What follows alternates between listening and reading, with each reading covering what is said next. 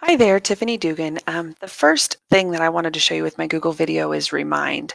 This is an app that I use mostly on my phone actually to contact parents and tell them about things that are happening in my classroom. But I love it too because I can use it on my computer as well. So today I'm going to walk through how I use Remind. So if you don't have an account, it's super easy to sign up. I do have an account, so I'm going to kind of walk you through how to do this. So I'm going to log in. What I really like about it is that I can log in with Google. So I don't have to enter my email. I don't have to enter my password. It's super easy to just log in with Google, which is handy for me. And so once I log in, you'll see just the home screen here.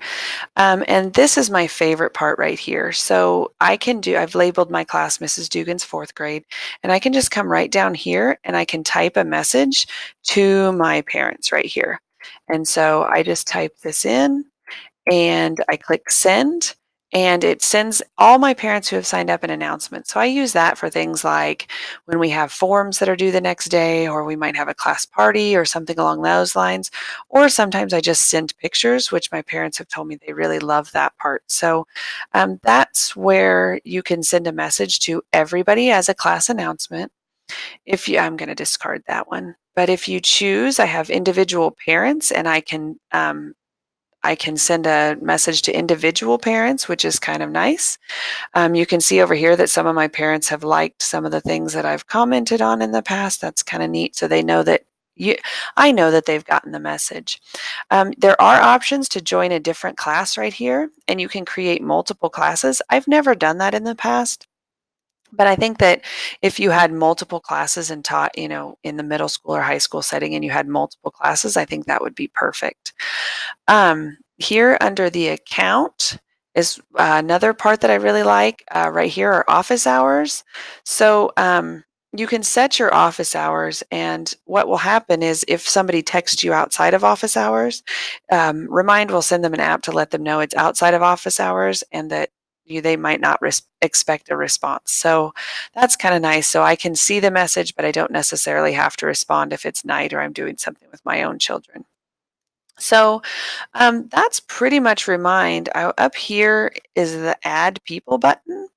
And this is another part I really like about Remind. So you can enter in a student's name or parent's name, the phone or email, and then a secondary email. But you can also, that's to add people directly.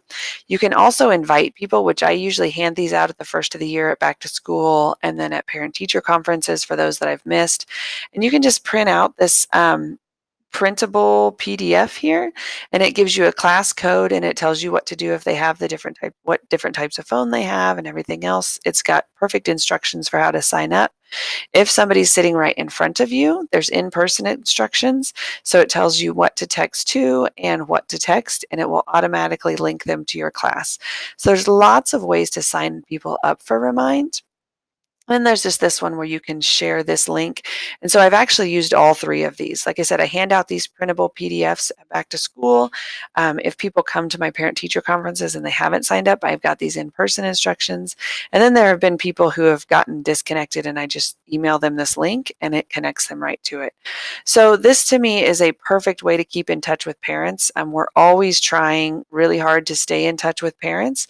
And I love that this lets me just send out a text blast on my phone, and then that's that. So that's Remind. I hope that's something that you guys might decide you like to use. Thanks.